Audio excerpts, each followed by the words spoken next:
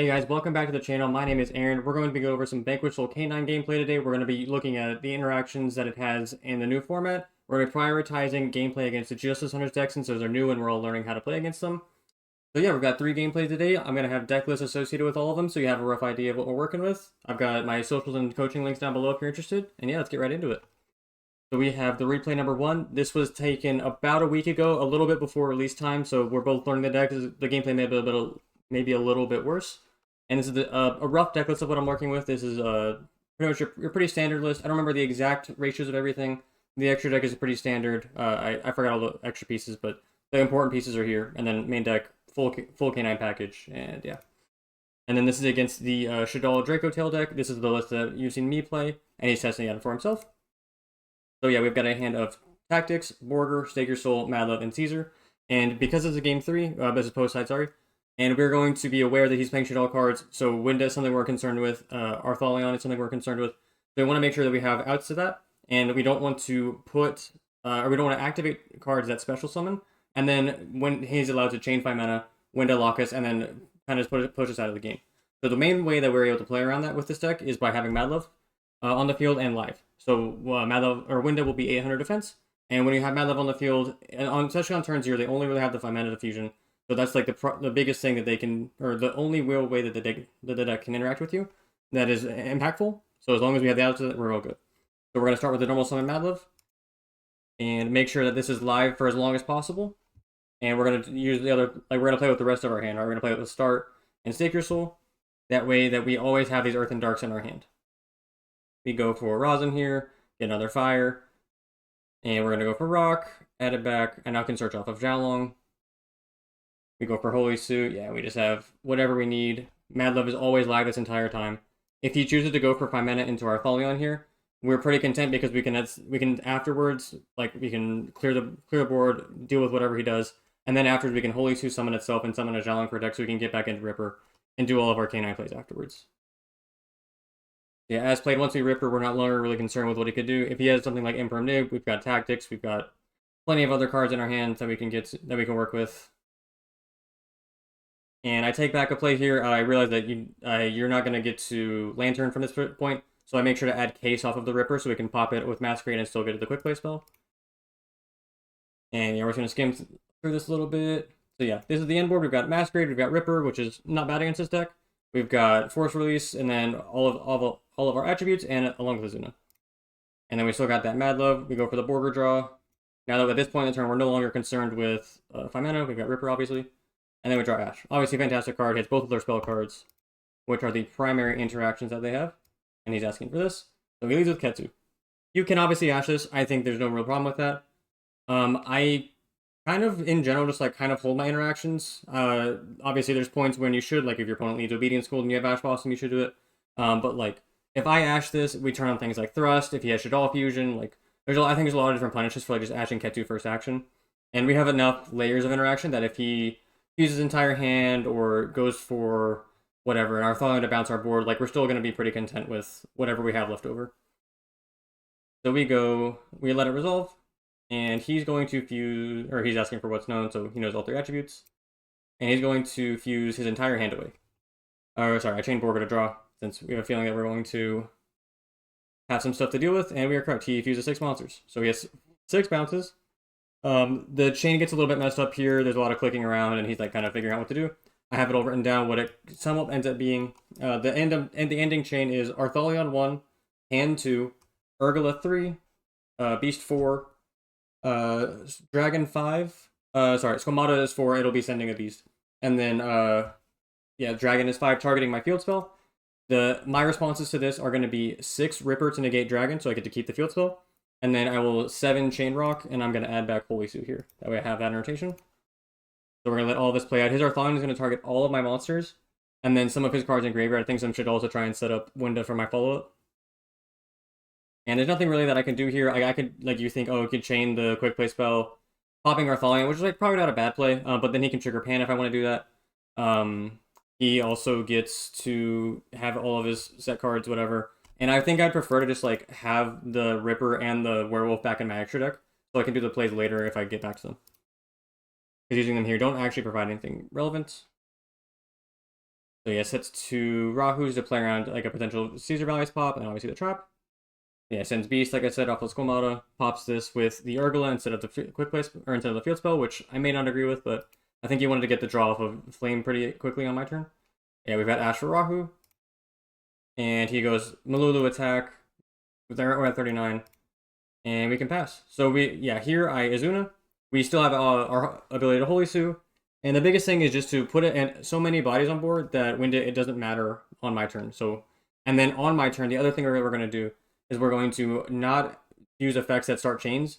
So if he ever wins us, we can always just either make a rank 5 like a Valon to out it, or we can just like have bodies on board that are big enough to attack over. So we go Izuna here. We're going to send Lupus, obviously. Lupus. And we go Chain Holy Sue. Summon Typhon. I think you can probably argue to do more here and just like summon off of the Holy Sue. I don't remember specifically why I didn't. Because he'd already used Malulu. I knew his entire hand in terms of the monsters. I think it was just a mistake as to why I didn't do more, like summon Rosin here. I don't have a great answer as to why I didn't, so I'm gonna just maybe I just want to leave the 5s on board for Valon. I don't remember specifically what it was, but I think not using Holy Sue here is a mistake. I think I was thinking maybe to take, and it ended up not being good. So yeah, I start my turn off. He has Flame to bounce. He wants to get a draw, try and get more resources in rotation, maybe another interrupt. He actually draws the 5 mana here, which is hilarious. And we go Holy Sue to take Malulu. This way we cut off whatever interrupt he can have. Like, we know he has Malulu plus Darks for Winda. So we take it. Now we have our Typhon, and we have Rosin. We're just going to Rosin clear board and threaten lethal pretty efficiently without having to commit too much. We go here, we pop. He activates Pan here. Or what's happening, sorry. Okay, so he is tanking, and we go back. He chains 5 mana in response to the Artholion. He's going to chain fuse these two, summon Winda, obviously. He now has Malulu to negate the Typhon, and then the Swamata to send probably a Beast or a Hedgehog to get more Shaddolls in rotation. And yeah, so he chains Pain here whenever the Artholion gets popped to summon it back. So he just has another wall. And then yeah, Beast to draw. And because we did what I did last turn, so this may be what I was thinking at the time. I start my turn with 2 5s on board. Whenever he does win to me, I can just make Valon whenever I want. So maybe I was supposed to do more off the Holy Sue, but I think the premise of having 2 5s on board at the start of my turn is a good one. And from here, it's just pretty clinical. You just book the Winda. This is negated off of the Malulu, but we go Caesar to bounce. Search. I realize that this is negated, by the way, and then this is a dead card, so this is testing. I just make SP, Valon pop the set. I don't use the effective SP to banish because obviously it's going to be game. And then we tactics take, and we have Lupus, make a rank 5, put game on board. Easy. So yeah, that's all we're going to go over for this one, and that was the normal list. And now we're going into a match against Yummy. This is a rated match. This is game 3. The list that I'm playing is this, just a pretty normal list, similar to one that I posted in the video recently, where I have the small canine package, and the extra deck is pretty... I'd say normal. I'm trying to hound out. We've got Zeus in here, obviously. We've got 2 Rock and Prosperity, so we're not doing anything weird with Extravagance. And yeah, so game 3 going first. Our hand is Canine X-Force released, Holy Sue, Jokul, Ash, and Lupus. So not a great hand, obviously. We can Jokul summon the Holy Sue, and then I don't play any targets for Jokul to add a Dark, so that is a bit inconvenient. But we can do things. Sorry. So yeah, we don't have a way to do anything with this. We can Jokul. We can normal summon the Jokul, we can add, yeah, so there's actually nothing super relevant here, but we can go for Ripper. We have the Quick Play spell, obviously. And yeah, we can just like have Izuna and Lupus for follow-up. We know he's playing the hand trap list, so imagine if you've seen Triff's list, 43 cards, rough idea of what's going to be in that. So he has a lot of Purges, Chummies, and then just like normal stuff like Valors, I think, Ash, Bell, stuff like that. So yeah, we're going to go Jokul for Holy Sue. Get that out of hand. Summon this, we go Ripper to add, we get Ashed and then Fluid. Obviously you can Ash here, but in my head, the goal is to now Lupus, summon from hand, get Ripper for the Izuna, and I think make 2 rank 5s, because now we have a full extra deck of Masquerade and this. Yeah, we go for Ripper, we go for here, we get Purged, and then we're going to pass. So we could have argued to like Ash the Fluid, but my thought was like, my hand's already kind of weak, I know he plays hand traps, I'm not going to risk it, and if he... Like, this is my only way to stop something like Obeying School, which is just, like, a game enter here. Yeah, so, like, and also, in my head, if I don't have to use this for anything, one of the only ways that I win this game is by resolving Holy Sue getting into my Vanquishable engine. So using attributes when it's not necessary. Like Fua was at most probably going to be a 1-for-1. So I didn't feel the need to trade off my only fire for a 1-for-1 in that situation. When it also was like a way better interrupt on my opponent's turn than mine. So now we're here. Obviously, Holy Suit's nothing, so we've got a Ripper Negate, which is going to be irrelevant. He goes engage for Hornet Drones. If he wasn't under Purge, I probably would be ashing this with the hope of just like cutting him off. So I would be like, okay, Ash engage, pop his normal summon, hope that's enough. Because I obviously don't have any other reps, and I have to just kind of hope for the best. That he clogged on other hand traps. Yeah, so that would have been the game plan, but he's under Purge. So him going Hornet Drones into Kagari is only one body. It's not something I'm going to be super concerned with. And now we are here. He goes here, Kagari, normal cookie, lower attack wounds. You could argue to pop here. I think it's just too high variance to justify doing that. So I'm just going to hold and then Ash the Synchro. He's mostly going to go for the one that adds from deck, because he only has one in deck. Summoning from graveyard wouldn't accomplish too much. So that is the intent here. And he does this. He tags out. Theoretically, if he has like Obedience School where he's going to take the loss there, there's nothing Rare can really do. If he adds 2 bodies, but we lose the game, and if he doesn't, then he can just... and if he has Obedience School, he'll just like get Ash, tag out, and then activate. Nothing we can do there. So yeah, we are here. He goes for this. He gets Ash tagged out, goes for Cookie, goes for Snatchy. He's going to activate the field spell, trying to get back into plays. And we chain to Pocket, and we do this with... This should probably be in defense, that way he can't crash and go into Obedience School that way. But again, if he had it, he probably would have used it in the sequence before.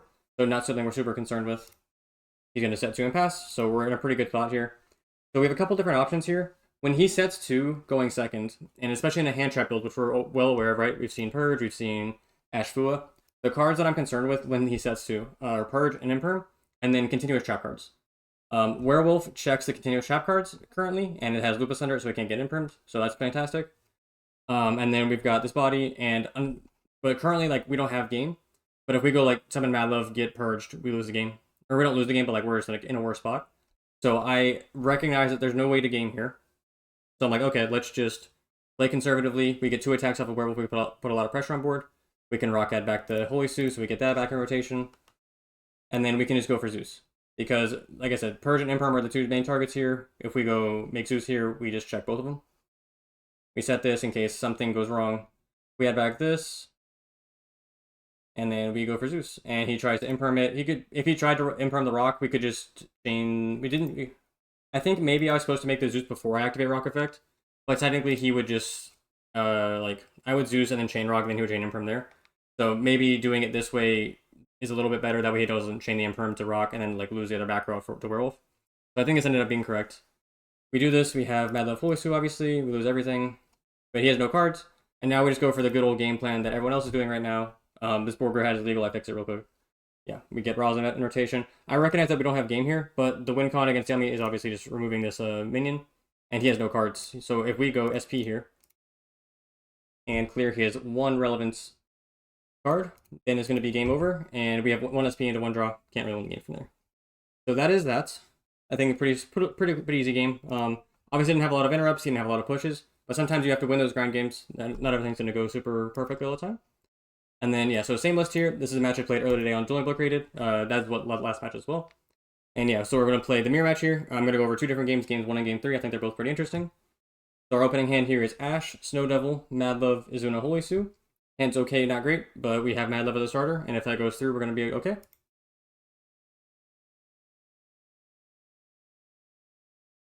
Don't get interrupted here.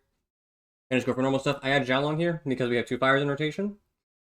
And if I go for Rock of the Vanquisher here, add back Mad Love, we're in a good spot. We can just go for Mad Love, summon a Xiaolong from deck, search whatever we need, either Rosin or whatever, and then get into Ripper.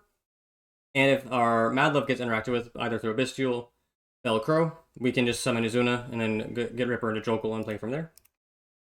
So we are covered on all bases. If he has multiple hand traps, maybe there's a better way to do this, but I think this is a pretty solid way to do it, based on him not having an interaction up to this point. So yeah, get search off Xiaolong, we add Rosin just to get that in rotation. And we are here, we add off Ripper, we go Jokel. I think I summon the Izuna, because we're going to Jokel, add another Izuna back. We get Lupus here. Yeah, I have Izuna, now I have all my attributes in rotation again. And then we go Nash Knight into Masquerade. Skip all that, and we're here. So yeah, our Ripper, C104, we've got Rock. I have Holy Sue in Graveyard. Trap card, obviously, he doesn't know we have this. We opened it. Then we have Ash, and then Azuna, and Fire, and Dark. So he goes Holy Sue, reveal Rosin. I Ripper this. I think Holy Sue is just like one of the best cards in the deck. And trying to prevent that is the best thing you can do. And if they Jokel commit Holy Sue, we still have Ash. We still have the trap card if they like try and summon. We also have Masquerade, obviously, to prevent the effect on field. And then we obviously have Azuna if he like tries to do other things as well. We're in a pretty good spot. And so yeah, because we have the trap card, I want to use the on-field interrupts first before I have to war wipe. So we do this. I've already turned on tactics, so I'm gonna rock add back Holy Sue. And we have all of each attribute except for Mad Love. But I can go rock to summon Rosin if he tactics shows my hand and have all my attributes still, so I'm gonna be okay there. Now he goes Jokel, reveal, summon Holy Sue. You have a couple different options here. You can try to whiteboard. Not my preference, just because I think this card's really good. And if you use it early, he like doesn't have to play around it. So as long as this card sits there, which he doesn't know, but this deck doesn't play too many back row, it's probably like the safe assumption out of this or the quick play spell are the two obvious ones. So if this card just sits here indefinitely, like he has to be scared of it. So here we can do something to the Jokel. We can threaten the Holy Sue. I choose the Azuna here just to Valon book the Jokel to prevent something like Lantern being an extender. So we go Lupus. We go Valon to book. He has Holy Sue. And now I use the Masquerade just to get a card out of his hand. In the mirror match and just in general against the Vanquishful deck, your primary goal is to cut off attributes. And by doing this, we negate it, like one of the best effects in his deck, being able to summon from whatever from deck. And then also we get to snipe a card out of his hand. We end up sniping, I believe, a Case of Canine. He has 3 cards in hand. He has a normal summon still, but we still have Trap, plus whatever else. I think I showed the Ash as well, so we knew all of that. And then game 2, I get blown out by Paradise Smasher. It was a lot of fun. And now we are in game 3. We're going first, so we haven't seen anything crazy. We're just assuming a mirror match. There's K9. He's playing a full K9 package with Lantern, Case of K9, all the normal stuff. Something similar to my game 1 list, or my match 1 list. We've got Rhoda, Bishop Magnamut, Rosin, Ash, Holy Sue. So a couple different options here. We can lead Holy Sue, revealing Rosin. We can summon from deck. We can Rhoda, probably the weakest option, obviously, because we have Rosin. But we're playing a Droll. Droll is something I think that is still pretty common in the K9 Vanquishable deck, specifically for the mirror match, than a deck like Mitsurugi. So something that I'm definitely aware of. I think the line that I generally just go for is for Rosin. And I think I would be adding Borger here. Yeah, so we do that. Trying not to hold the information that we have Magnamut in our hand. And then also just like give us the ability to dodge when we go for Holy Sue. So we get food. And so a lot of times people will just like Ash here and just like try to like pop off. I'm way more conservative. I think Ash is a really powerful interrupt, like I said earlier in the Yummy matchup. In this mirror match, it may be a little bit worse, but like when I know he can do something like Azuna me, I would rather have Ash to check the Azuna and cut off that interrupt altogether. Remove the Azuna out of his hand, take away an attribute, and then also just like hold Ash for a Xiaolong reveal, just get me more advantage compared to Fua. When I get chummied, I will never give more than a +1 if I can avoid it. If I have to like full send it a Paradise Smasher, that's a different story. But on average, is not something I'm gonna do. And our hand is good enough here. It is like pretty engine heavy, but it's also I think the good parts of the engine to where I don't have to full send into the Fua. So we've got Rosin. I can now Holy Sue, reveal Borger. I can summon from deck. And I can either summon the Xiaolong, adds a quick play spell, or I can summon Mad Love. Mad Love for field spell, Borger get a free draw, and do that. We'll see which one I do. I assume it is this. Check for a hand trap. Yeah, we go Holy Sue. Rosin Borger. Which one do I go for? We go for Mad Love, yeah.